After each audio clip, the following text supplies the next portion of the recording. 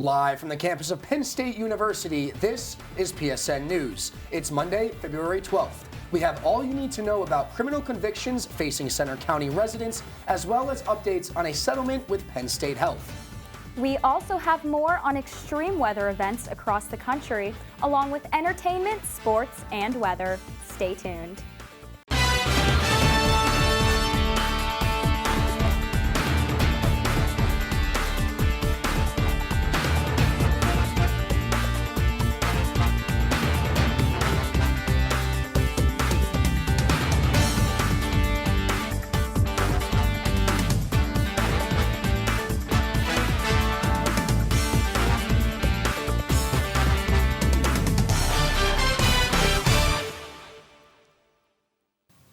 Thanks for joining us tonight for PSN News. I'm Brendan Conroy. And I'm Marianna Daniele.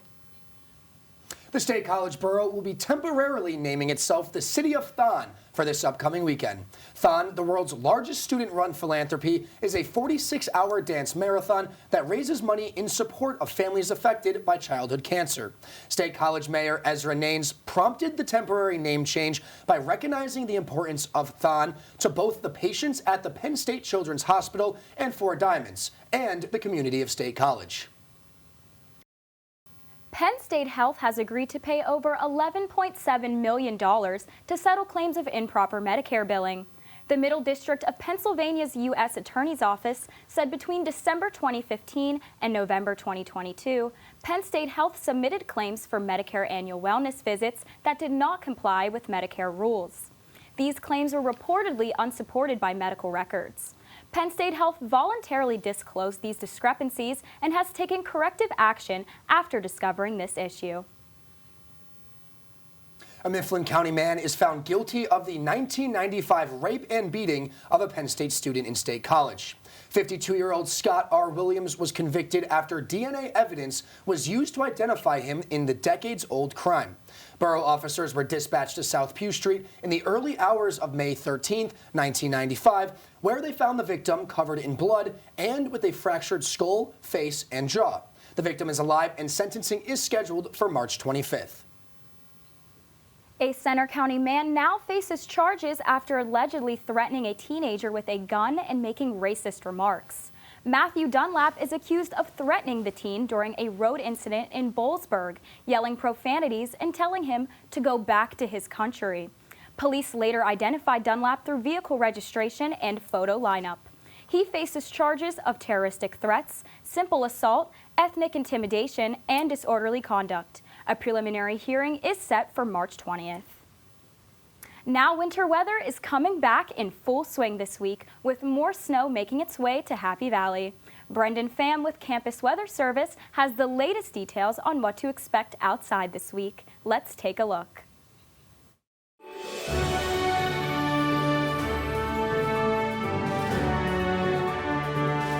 From the students of the Department of Meteorology and Atmospheric Science, here is your Penn State Campus Weather Service forecast. Good morning, happy Monday. I'm student meteorologist Brendan Pham here with your Campus Weather Service forecast. Beaver Stadium this morning was looking pretty cloudy this morning actually, as we had a deck of alto cumulus clouds, and eventually we saw these things called gravity waves, which is air perturbing up and down, and what you get are basically up and down clouds. Later this morning we saw clearing skies, but we do have a little bit of this milkiness as we went earlier and later into the morning. Those clouds began to really move through, and we saw very brief clearing before this afternoon, and we're just sitting at milky skies. So really those high clouds will continue to infiltrate our region. Current conditions sitting around 45 degrees, sunny conditions. Again, the high clouds really diluting the light out, so it's not too bright out. Winds are pretty much calm, so it's not feeling too cold either. So today's a pretty good day to really get out and about with mildly warm temperatures. Temperatures across the state are pretty similar, especially in the lower highlands and across the Wyoming Valley, where temperatures are sitting around the mid-40s, Erie being our coldest spot around 36 degrees, and of course our southeastern regions sitting around 50 degrees, at Philadelphia 50, Harrisburg sitting at 49.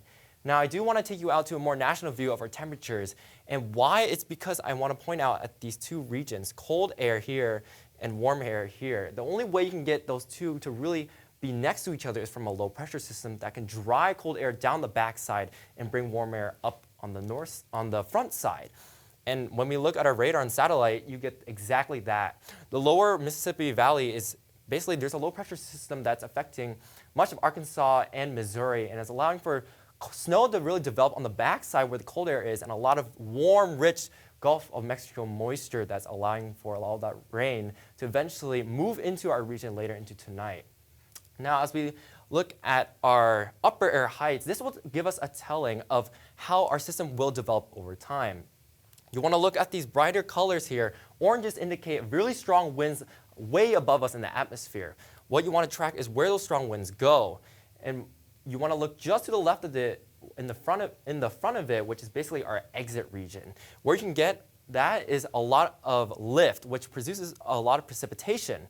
With that, a low pressure system can really strengthen and draw in a lot of moisture that can throw it back into the cold air, which is what's going to happen as we head into this weekend.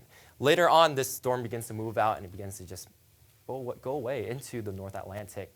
Now, what does that mean for us here locally? Well, here in State College this afternoon, we will once again see those high clouds beginning to move in. Then by this evening, we will see the rain begin to move in from the south, potentially switching over to snow as early as 11 p.m., but I don't think it'll be quite that early. In fact, I think we'll have to wait until about 2 or 3 o'clock before the snow really starts to get going and really become heavy enough for it to really stick. Temperatures again here, marginal 33 degrees. And as we head later into the morning, it will begin to taper off by around 8, 9, perhaps 10 o'clock, leaving us with mostly clear conditions. But also, look at this as we head into the evening. Snow squalls will begin to move through as the sun will allow the ground to heat up and allow it to give some juice to those snow squalls. And these snow squalls will eventually last into the latter part of Wednesday morning. But again, those shouldn't really amount to too much after our main storm. Future weather here. Next storm system will be on Thursday. I do think we might be able to mix in with a few snowflakes in the beginning part of the stages, but it will be mostly rain as we head into Thursday night. Heading into Friday, we might see another storm system begin to try to organize itself to perhaps produce some widespread snow, but I definitely don't think it will be as heavy as the incoming system into tonight and into tomorrow. Our forecast for tonight, well, once again, rain switching to snow around 33 degrees. Again, that snow will take some time to really develop as we get that cold air to really train into the backside of our system with that northeast wind. Into tomorrow morning, heavy snow will be accompanying most of the region, again tapering off as we head into mid-morning tomorrow, and eventually snow showers and snow squalls as we head later into the evening. And finally, your 7-day forecast will be kind of a bumpy ride this week, but Valentine's Day will be the main tranquil day as we head into the work week this week. Thursday and Friday will be mostly around average 40-35 degrees. Our average for this time of year is around 36 degrees, so will be quite a typical February pattern. I'm Brendan Pham. Have a great Monday.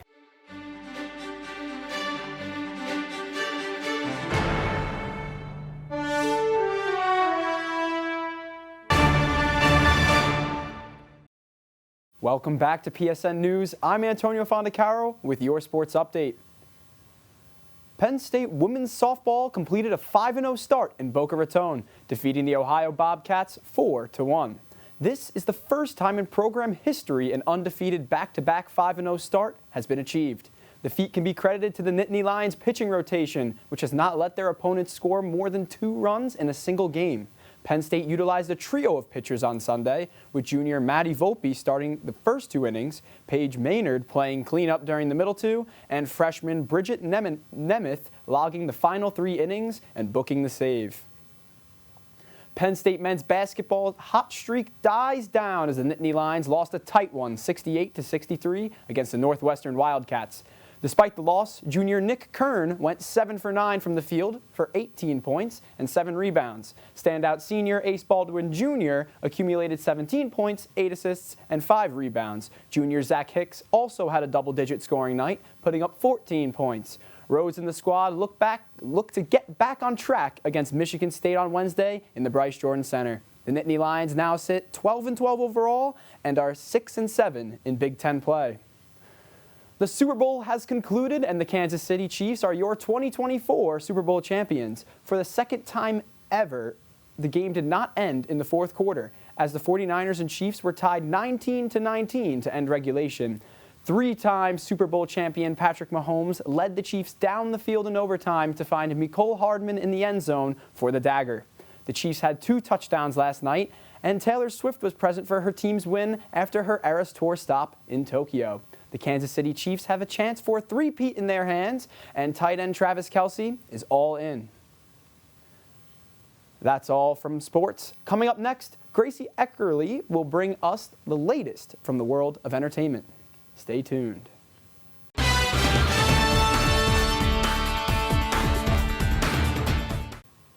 Welcome back to PSN News. I'm Grace Eckerly with your entertainment update. Who says Valentine's Day is only for couples? State College is hosting events for you and your gals this week for Galentine's Day. If you're in the mood for dinner and a movie, the State College Theater is showing the iconic rom-com When Harry Met Sally this Wednesday night. Or if your heart's a little broken, local downtown yoga studio Wellness in Motion is hosting a breakup-themed yoga flow. Finally, if you and your friends want to make it a Galentine's Day to remember, head over to Iconic Tattoo for their Valentine's Day flash sale and make some permanent memories. The Center County Calvary Church partnered with the Tim Tebow Foundation on Friday night to hold its 10th annual Night to Shine event. What makes this dance so special? Night to Shine is a prom that caters exclusively to people with disabilities ages 14 and up. This year, the prom hosted over 150 guests and was organized by 250 faithful volunteers. The highlight of the night is when every guest gets crowned prom king and queen. Back at University Park, changes are coming to a Penn State campus staple, the Palmer Museum of Art. Reporter Carly Knowlton is in the studio with us and has more details. Carly? Thank you, Grace. The Palmer Museum of Art is temporarily closed on Curtin Road and will be opening its brand new location on June 1st near the Arboretum. I had the chance this past weekend to speak with the museum director, Aaron Cole, to find out a little bit more. Let's go take a look. The Palmer Museum of Art at Penn State will open its new $85 million building near the Arboretum on June 1st. It will include new galleries, a sculpture path, and a museum store and cafe. The design brings art, architecture, and nature with the variety of works that span centuries and global cultures, giving all visitors a memorable experience. Erin Coe says that she has been involved with the planning since she arrived in 2017, while construction started July of 2021 with the well-known architect company Allied Works. We are in the process of installing the 20 new galleries in the museum. And as you can imagine, that is a very time-consuming process. The new art museum will feature American, European, African, and post-war modern and contemporary art from ancient and modern ceramics and contemporary studio glass. It will also be used for educational classrooms and research spaces.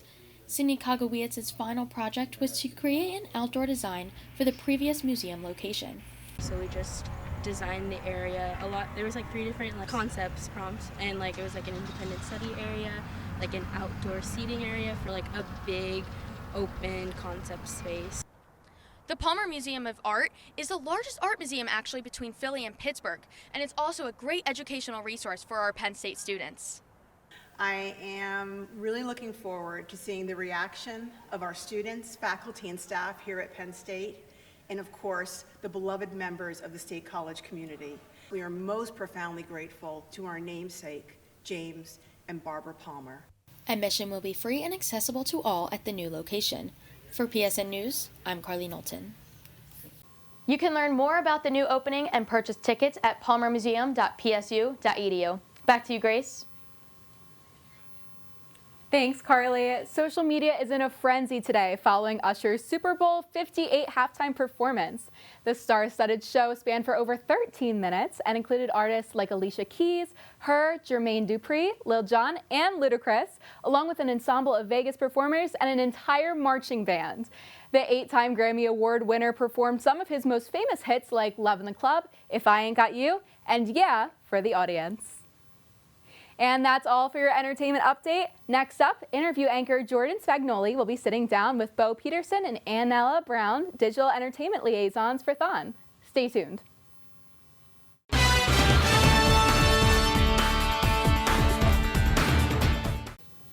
Welcome back to PSN News. I'm Jordan Spagnoli, and with me tonight are Bo Peterson and Annella Brown, digital engagement liaisons for THON. Thank you guys for joining me tonight. So can you guys tell me a little bit about why did you want to be in this role with THON? Yeah, for sure. So I was the admin on Donor Alumni Relations last year for development. super exciting. I got to experience working with timelines, and that's kind of what Bo and I's position this year has entailed. I really wanted to work specifically with app, but also reach like a wider audience. Yeah, and mine's like similar reasoning. I was also an admin, but for special events, and same thing. I was looking for something kind of timeline related, but also something kind of creative, and especially when it comes to, we do a lot of content creation, almost like mini YouTubers, but for the live stream. So something that was, I guess, really creative too was something I was looking for, and this definitely has it. So talking about the timeline, what specifically are you guys, like what is your specific role? So as digital engagement liaisons, we've been working with 46 Live to help curate and plan out how different events throughout, like pre-thon events will look, and also thon weekend. So we've been trying to schedule dancer interviews with talent acts, which is super exciting. Also just interviewing other people that we can possibly and want to share their thon stories. So. Yeah, for sure. And it's honestly just being almost like the middleman between thon and 46 Live. That connection has definitely gotten a lot stronger in recent years. And yeah, I mean, it's mostly relaying if there's thon branding, if there's different events that other directors or captains want to be part of the live stream, we kind of relay that all to 46 Live. And yeah, just. It's been really great to like foster that relationship more, because the live stream is something that we both have felt like has really been untouched with thon. So now going towards that, I feel like there's a lot of growth and expansion that can come with working with the live stream. Absolutely. And I do have to ask, why do you guys thon? I always struggle with this answer just because I feel like it changes every time. I was telling you that earlier, but I really got involved with thon my freshman year because I started out at Penn State during COVID, and there wasn't a whole lot to get involved with. It was a little bit weird times, and I had someone reach out to me who was involved, and they were really passionate about it, and I was like, wow, to know that someone feels that strongly about an org is really inspiring. And I also had my dad's best friend pass away right before I went to college, and he was a big advocate for me for volunteering and being involved and wanting me to be as successful as possible, and I think thon has really helped with that. And also personal connection to my uncle passed away from cancer, so that was like another kind of reason for me to get involved, was, you know, continuing that fight to end cancer. So yeah, for sure. And I also definitely struggle with this question too. I feel like there's just so many amazing reasons to be involved with thon. I think for me, one of the biggest is just giving kids the chance to embrace their childhood and do something they dream of doing one day. It's truly unimaginable to think about what it'd be like to be a family in this situation, especially to be a kid, just that young, to deal with so much so quickly. So I think just honestly giving them a chance to have a future, have a chance in the fight against childhood cancer is like indescribable, and to be able to do that for them is like incredible. As captains, we've been really able to interact with families a lot too, and just hearing their stories, and like Bo was saying, just truly understanding what it means to be going through something like that is just, it just ignites like a passion in people. And it's really touching to see that you guys have that connection and you want to help make thon as good as you can. And speaking of making thon as good as you can, what challenges have you guys faced this year in this preparation? Oh, wow. A lot of things. A lot of things. I mean, I guess the one thing is this year is the first time this position has ever been a thing. So in that regard, it's very much been kind of trailblazing, kind of figuring out what works, what doesn't, a lot of trial and error. Yeah, and just especially with, I mean, obviously thon weekend right around the corner, like that's a lot of live stream. It's a lot of time to fill. It's 46 hours. Yeah, so just getting creative with that too, and trying to really diversify like what we're showcasing, and like dancers and talent, and how can we give viewers at home and families just the most inclusive, like broadest look at what's happening in the BJC, because sometimes it can be really hard to translate that on the screen. I think Bo said it perfectly. Yeah, it has really been a lot of trial and error.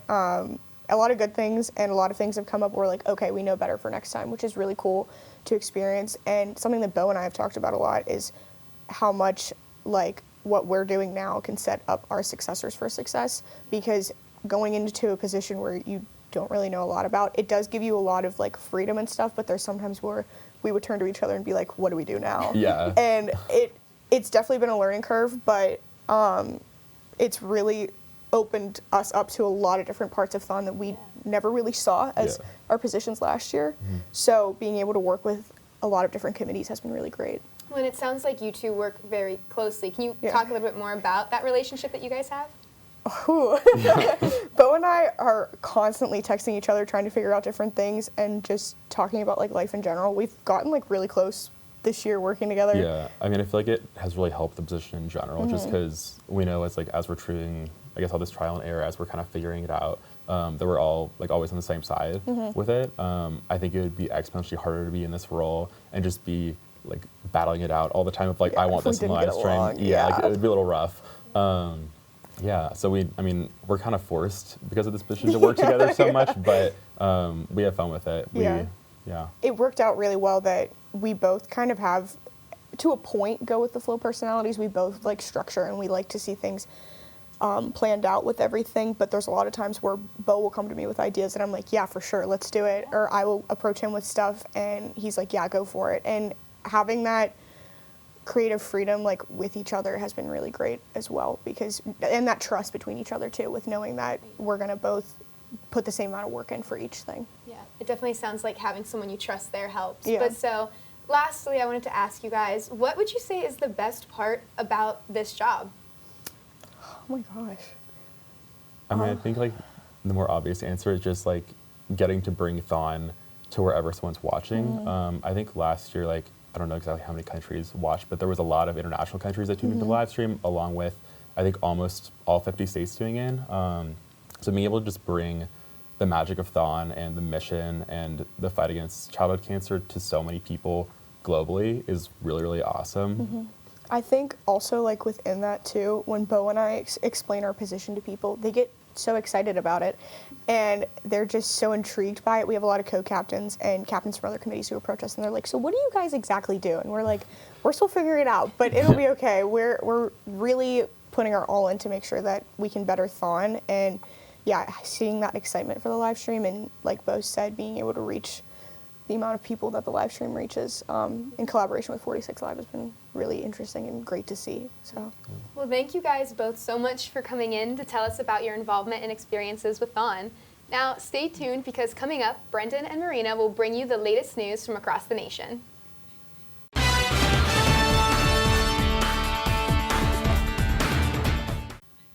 A magnitude 5.7 earthquake struck the world's largest active volcano, Mauna Loa, on Hawaii's Big Island on Friday. Although there were no reports of serious damage, there were power outages in the nearby towns. The U.S. Geological Survey initially reported it as a magnitude 6.3, but a tsunami was not triggered as a result. Mauna Loa last erupted in late 2022, and it's one of 5 volcanoes that make up the Big Island. Wisconsin experienced its first recorded February tornado south of the capital. The National Weather Service says this unusual winter tornado occurred during a period of high temperatures, about 25 degrees above average. The tornado caused significant damage, downing trees and power poles. While more research is needed to directly link this event to climate change, strong El Niño patterns may be contributing to warmer weather. There were no injuries reported, and damage assessments are underway. Kansas's Attorney General said school policies allowing staff to conceal a student's transgender or non-binary identity violates parental rights. Attorney General Chris Kobach said that a gender identity change has major long-term medical and psychological ramifications, and that's why parents should know about it and have an opportunity to be involved. Kobach's statement follows a letter he sent early last year to 6 Kansas school districts to inform them that their concealment policies violated parental rights. Another case involving school policies and LGBTQ student protections is being handled in the First U.S. Circuit Court of Appeals in Boston. A Massachusetts student is challenging a middle school's decision to ban his t-shirt stating there are only 2 genders. Liam Morrison's lawyer argues the ban violates free speech rights. The school contends the shirt could disrupt education and harm LGBTQ students' mental health. Judges questioned the shirt's impact in a safe educational environment, noting past incidents of threats and protests following its use. The court is yet to decide on the case.